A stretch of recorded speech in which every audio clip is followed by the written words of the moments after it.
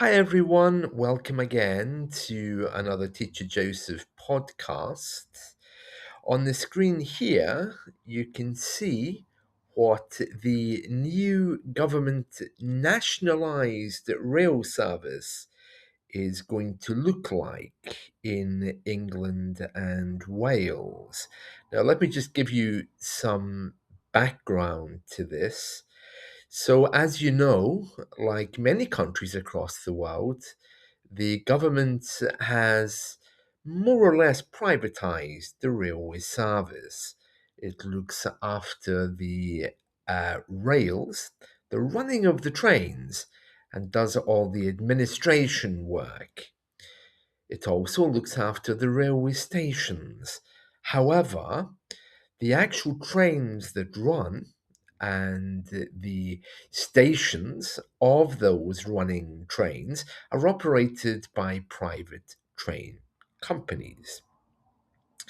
The government has decided, in its wisdom, that it wants to take back control to make the railway service completely nationalised and public as it was in the 1970s and 80s, before the time of Margaret Thatcher. This is what the train is going to look like. You can see there, it has bits of the British flag all over it. And it says here, branding and logo for Great British Railways, Unveiled. And we're going to read a little bit about this. Now, just to give you some further info, the railway service in Scotland has already been taken back by the Scottish government, and the central government have started to claw back the railway companies as their franchises come up for renewal. Let's read about this. The government has unveiled its branding for Great British Railways, GBR, making a step forward in plans to nationalise the railways. In the past year, the government has taken 3 passenger rail franchises back into public control, something Labour promised in its manifesto. The new livery and branding uses a red, white, and blue colour scheme to mirror the Union flag and will be used on GBR trains, at stations, and on its website and app. While the budget includes plans to freeze regulated rail fares in England next year, the government has previously said it cannot guarantee customers will see lower prices under renationalisation. Let's just pause there for a moment. It's very important to give you the background. One of the reasons why the government is taking back the railway is because it feels that the costs are too high and the system is very confusing for people using trains. So the cost here, saying they can't promise lower fares, is an important statement. It goes on to say, we'll just continue, the rollout of the design, which was created in-house, I'm guessing that means by the government, is expected to take place gradually, with passengers beginning to see the trains across the national network from next spring.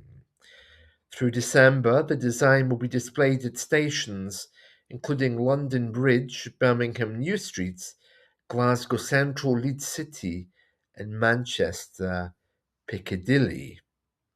Yeah, well, I don't think um, these stations will all be rebranded. At least Glasgow Central won't be, because, of course, it's looked after by ScotRail, a completely different company. So I don't know how they'll do that, but no doubt we will see this new branding somewhere. It says here the Railways Bill, that's the law, which will allow for the creation of the new railway company, GBR, is currently making its way through the House of Commons. The government has said it is renationalising the railways so it is owned by the public, delivering for the public and not for private shareholders. But it's also said it can't guarantee low costs. Okay, GBR will bring the running of passenger trains and infrastructure under one umbrella body. The government has said it will combine 17 different organizations and cut through the frustrating bureaucracy and lack of accountability that continues to plague the railways. The rollout of GBR will also include an app which will let customers check train times and book trains without booking fees. Disabled passengers will also be able to use the app to book assistance. And then it goes on here. Several train companies had been nationalized under the previous Conservative government. Yes, I remember that. Northern TPE, Southeastern, and LNER. Yeah, they were having problems, I think. So the government stepped in and took them back, and now they're doing that with all of the train services. It says here there are now 7 train operators already in public hands, accounting for about a third of journeys, with franchises being acquired as their contracts have expired.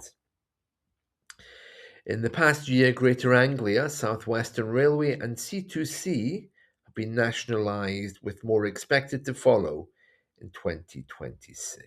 Yeah, if we just look further down there, there's a picture of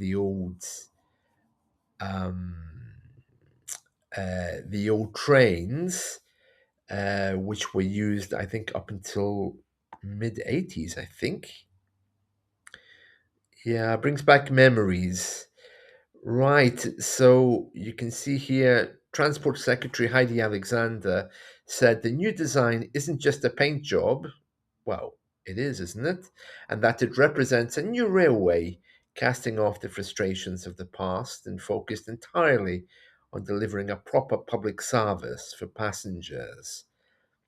Um, yes, Jacqueline Starr, Executive Chair and Chief Executive of Rail Delivery Group, a collection of Britain's train operators, welcomed the government's commitment to improving services for customers. We will continue to work closely with industry partners to support a smooth transition to Great British Railways, she said. And there we are. That's the story of what the railway service is going to look like moving forward. Yeah, so I hope you've enjoyed this, and let's talk